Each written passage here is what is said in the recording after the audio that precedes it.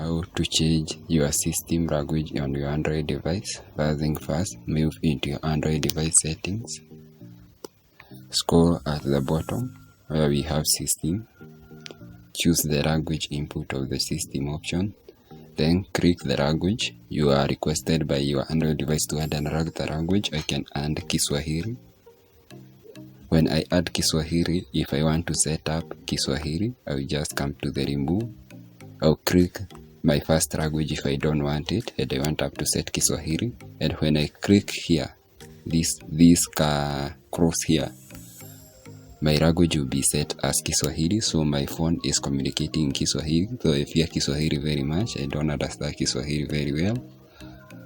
So I say I click language again and put ongeza and put the English United States, and I will come here and say ondoa, and I will remove Kiswahili in order to remain with my understandable language, which is English. And that is how you can set up a new language in your Android device.